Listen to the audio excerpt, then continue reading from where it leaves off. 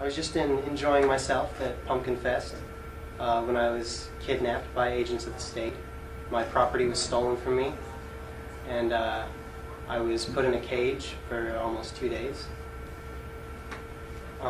This was in violation of my natural rights, my right to life, liberty, and property, and my rights as a sovereign individual.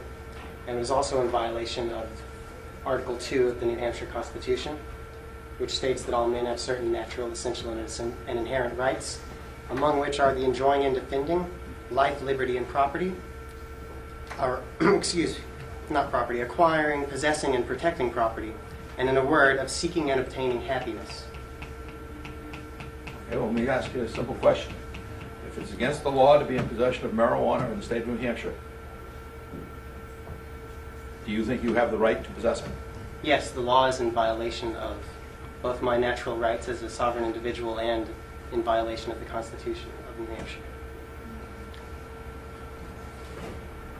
It's in violation of Articles 2, 4, 5, 6, and Article 10, which is the right of revolution.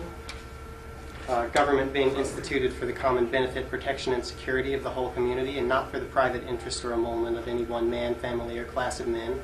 Therefore, whenever the ends of government are perverted and public liberty manifestly endangered, and all other means of redress are ineffectual, the people may and of right ought to reform the old or establish a new government.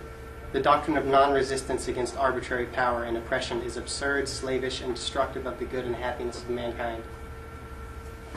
So is it your position that the laws of the state of New Hampshire do not apply to you? It is my position that the laws of the state of New Hampshire are immoral and in violation of both my natural rights and the Constitution. Okay. And that's your story, and you're sticking to it.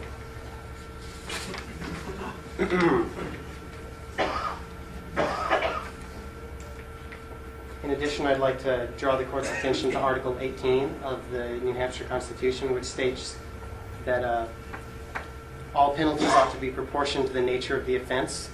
No wise legislature will affix the same punishment to the crimes of theft, forgery, and the like which they do to those of murder and treason. Where the same undistinguishing severity is exerted against all offenses, the people are led to forget the real distinction in the crimes themselves, and to commit the most flagrant with as little compunction as they do the lightest offenses. For the same reason, a multitude of sanguinary laws is both impolitic and unjust, the true design of all punishments being to reach and not to exterminate mankind.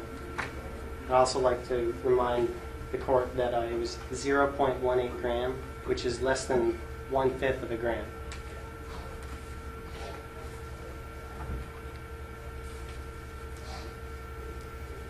That's it for now. Okay. Do you have any questions? Okay, you may step down.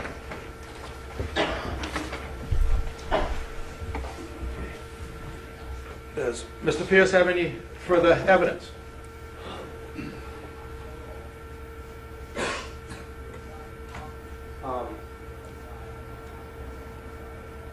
I'd like the Court to point out the victim in the case.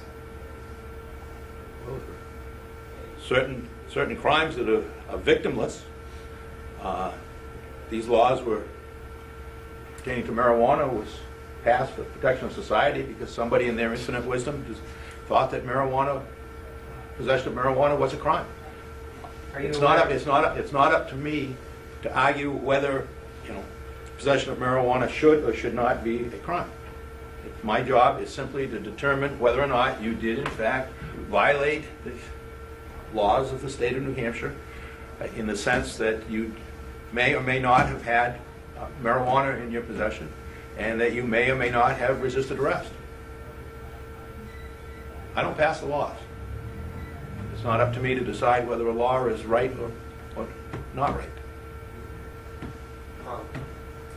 Who do you work for? He works for the state of New Hampshire, and I believe we've been through this routine before. Is there anything further you wish to say regarding these matters? I don't think this was a fair trial because both the judge and the prosecutor are on the same team. Okay, well, you have the right.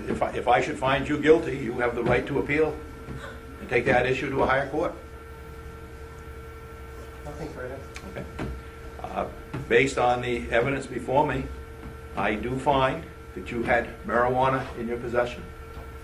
I am satisfied that the chain of custody indicates that the substance that was removed from your body, your possession, is the same substance that was delivered to the state crime lab and analyzed as marijuana, and it is the same substance that has found its way back to be exhibit number 1 in this case.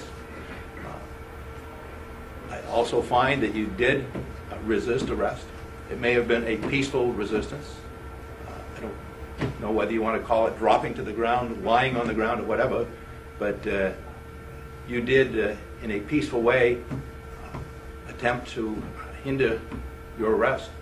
And I will enter a finding of guilty on that complaint also. Not only should I not be further addressed against or forced to pay any fines, I should be restituted pecuniarily for the time I spent in jail, and I want my property returned to me. When you say your property, you mean your state's exhibit Yes. 1? Not only will I deny that request, but I will grant a motion when it's filed to destroy it. Okay? I hereby announce my intention to appeal this decision, and I request a stay of sentencing pending the appeal. I'm going to impose the sentence as far as the payment of any fine that I should impose. That will be stayed until you have completed the appeal process.